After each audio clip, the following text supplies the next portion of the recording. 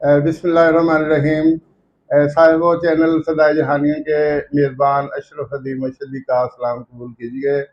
साहिबो मेरी कोशिश होती है कि आपके सामने नई से नई मालूमात रखी जाएँ, या फिर बाज़ नाबुआ रोज़गार शख्सियात का आपसे तारुफ करवाया जाए ताकि आपकी मालूमात में इजाफ़ा हो। बकौल जावेद चौधरी दुनिया में ऑटोबायोग्राफी सबसे ज़्यादा लिखी जाती हैं और सबसे ज़्यादा पढ़ी जाती हैं। कुदरती तौर पे जो भी शख्स हमारे सामने से गुजरता है या सामने बैठा होता है, हमारे जहन में आता है कि ये शख्स कौन है, कहाँ से है और क्या काम करता है। तो आप भी देख रहे हैं कि मेरे पहलू में एक शख्सियत मौजूद है। आज मैं इस शख्सियत के बारे में आपको कुछ मालूमात भी फराहम करूँगा और कुछ हम इनसे मालूमात हासिल करेंगे कि इन्होंने अब तक का सफ़र कैसे तय किया। साहिबो, ये उन शख्सियात में से हैं जिनमें समंदर की सी गहराई होती है।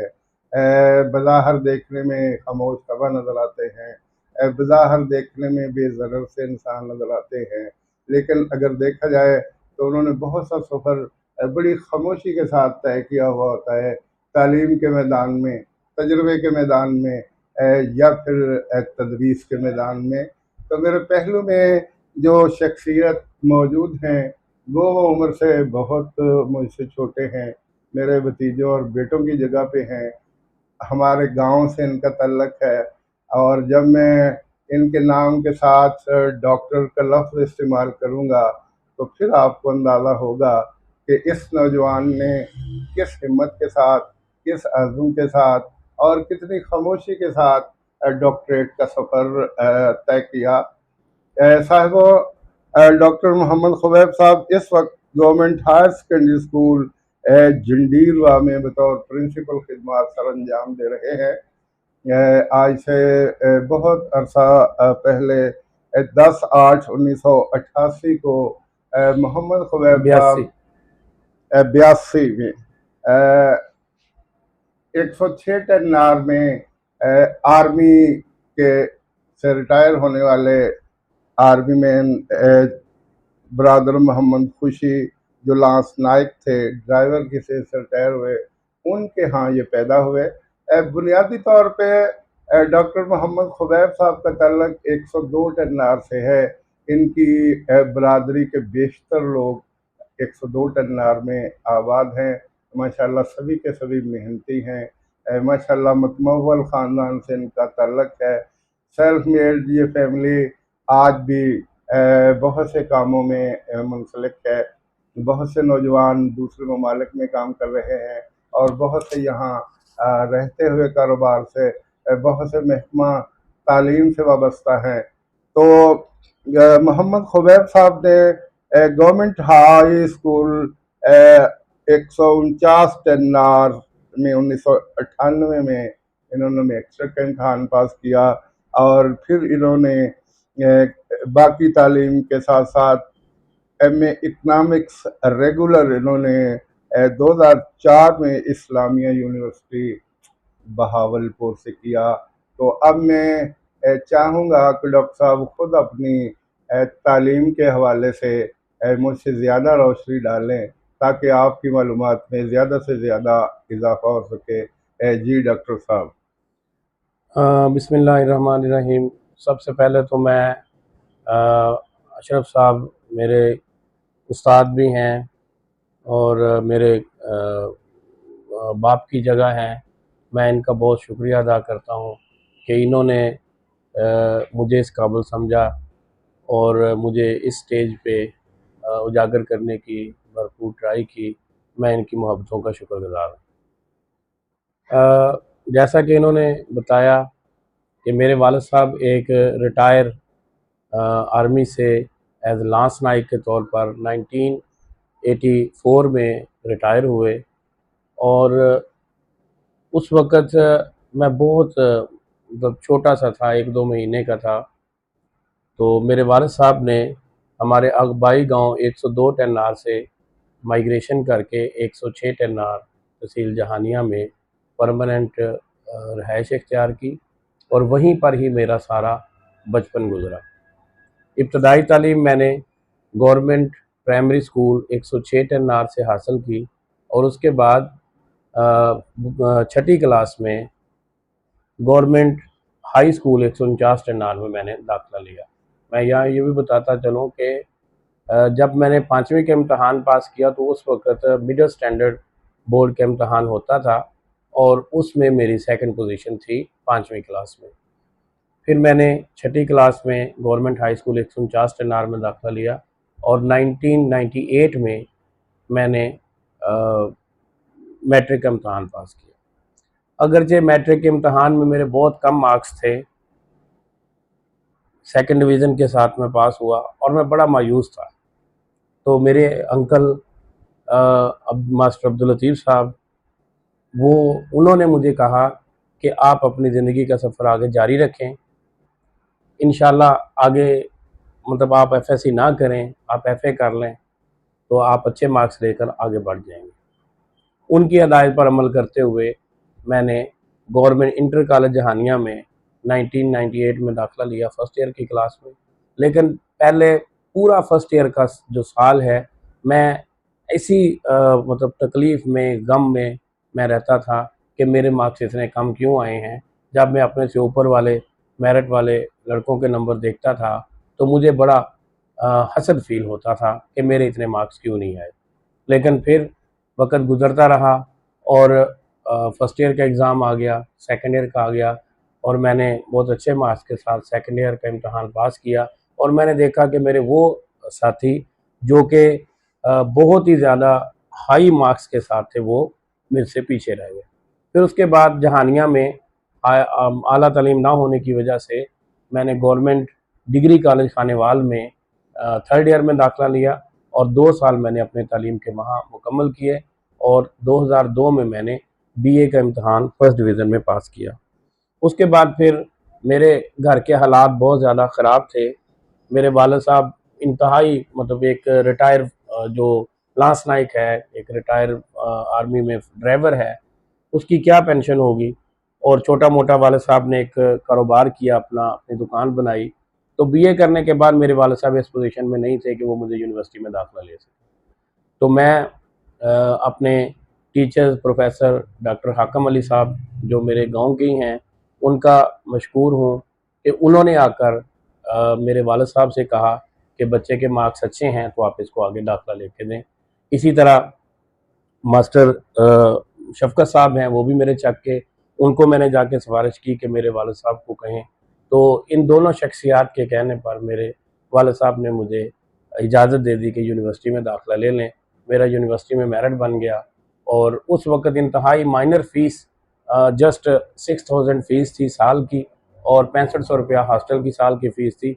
मैं वो भी बड़ी मुश्किल से मैंने अरेंज किया और मैंने बहावलपुर में दाखिला लिया।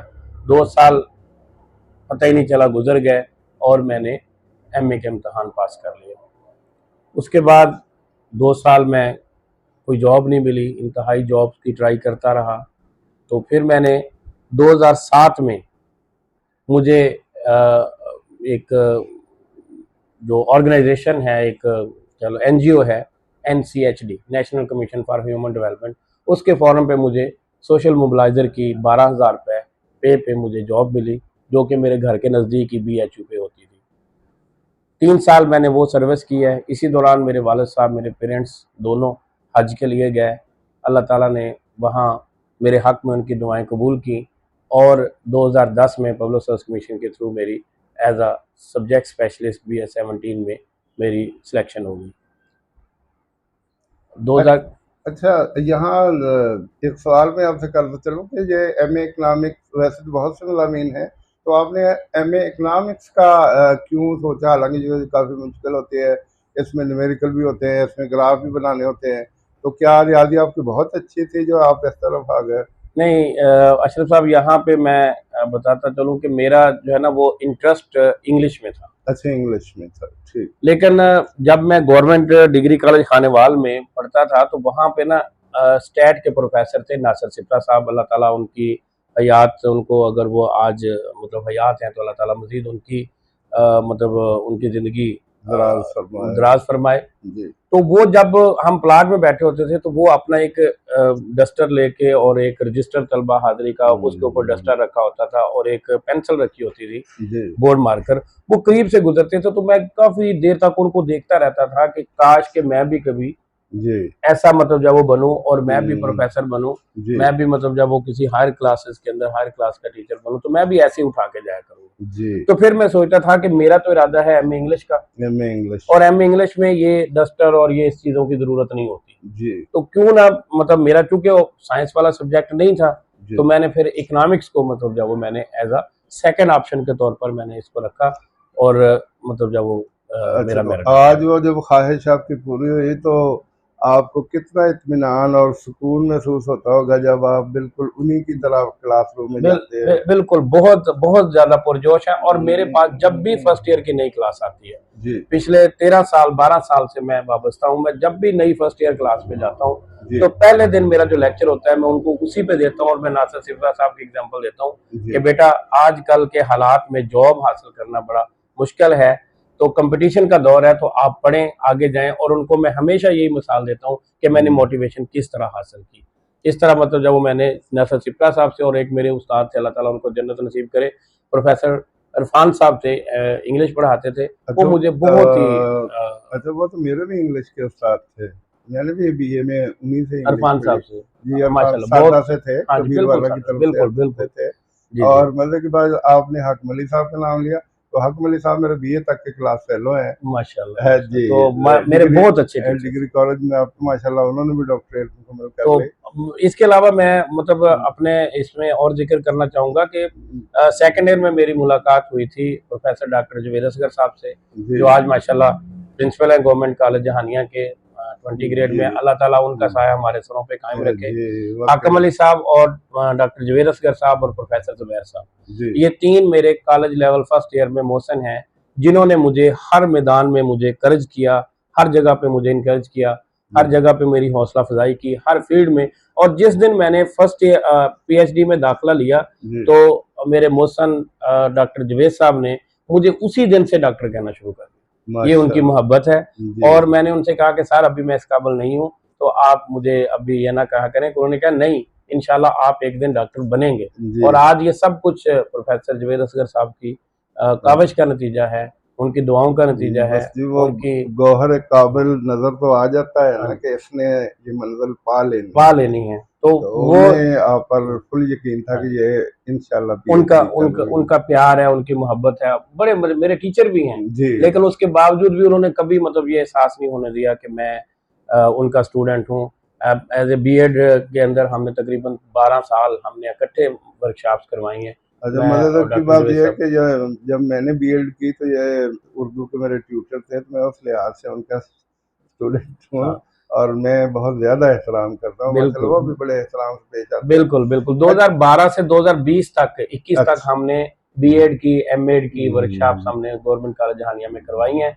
उसमें हम हुँ। रिसोर्स पर्सन होते थे और बड़ी मतलब जो वो जी। हंसी यादें होती थी उसमें कभी भी डॉक्टर साहब ने ये फील नहीं होने दिया कि हम उनके स्टूडेंट हैं या हम उनके अच्छा कोई। डॉक्टर साहब, जब आप क्लास में पढ़ा रहे होते हैं तो व्हाइट बोर्ड का ज़्यादा इस्तेमाल करते हैं या लेक्चर मेथड को ज़्यादा आप तरजीह देते हैं? मैं दोनों का इस्तेमाल करता हूँ, हाँ, व्हाइट ये बोर्ड लेक भी यूज करता हूँ और मैं जी। लेक्चर मेथड भी यूज करता हूँ। अच्छा, जब अब तो आप पे प्रिंसिपलशिप की ज़िम्मेदारियाँ भी हैं, तो पहले पढ़ाने का ज़्यादा मज़ा आता था या अब पढ़ाने का ज़्यादा मज़ा आता है? कैसा है आपकी ये आपने एक मुश्किल सवाल पूछ लिया। जी। इसमें पहले जब बड़े शौक से मैं पढ़ाता था, जी। लेकिन जब से मेरे ऊपर मैनेजमेंट की जिम्मेदारियां आई हैं तो उसमें मैं हुँ। इतराफ़ करता हूँ कि मैं क्लास से काफ़ी हद तक यानी वो मतलब फिर यकसोई अ, नहीं रहती जो नहीं रहती, पहली जैसी क्योंकि जब बंदा मैनेजमेंट में आता है तो बहुत सारी मुश्किलात होती हुँ। हैं। क्लासेस को डील करना, जो अपने फैकल्टी मेंबरान हैं, जी। जो स्टाफ है, उनके साथ हुँ। चलना, उनकी हाज़िरी चेक करना, क्लासेस की हाज़िरी चेक करना, फिर बाकी सारी मैनेजमेंट हुँ। करनी, ऑफ़िस की डाक पूरी करनी, तो जी, फिर वो जी। तवज्जो नहीं रहती थी। अ, ठीक है। अच्छा डॉक्टर साहब, यूनिवर्सिटी दौर की जो यादें हैं बड़ी खुशगवार यादें होती हैं, दोस्त के साथ, असातिज़ा के साथ माहौल, तो कैसा महसूस हुआ आपको इस्लामी यूनिवर्सिटी बहावलपुर का वो दौर जब आप वहाँ रेगुलर एमए इकोनॉमिक्स कर रहे थे? बहुत अच्छा मतलब हमारा दौर रहा। उस वक़्त के क्लास फेलोज़, आज भी हमारा एक व्हाट्सएप ग्रुप बना हुआ है, जी। उस वक़्त के हमारे क्लास फेलोज़ का।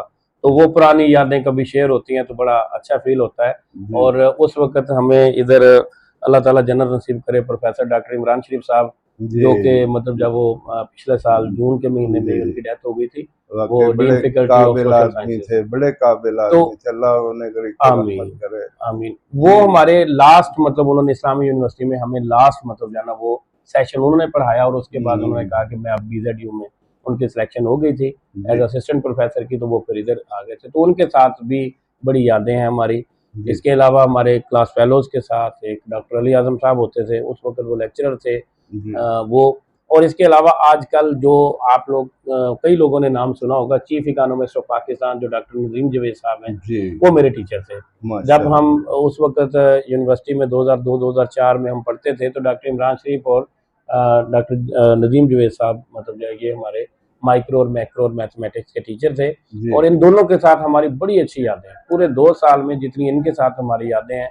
और अब मज़े की बात ये है कि 2004 में हमने यूनिवर्सिटी छोड़ी, तो 2004 में ही इन दोनों शख्सियात ने भी जी। मतलब खैरबाद कह दिया डिपार्टमेंट को।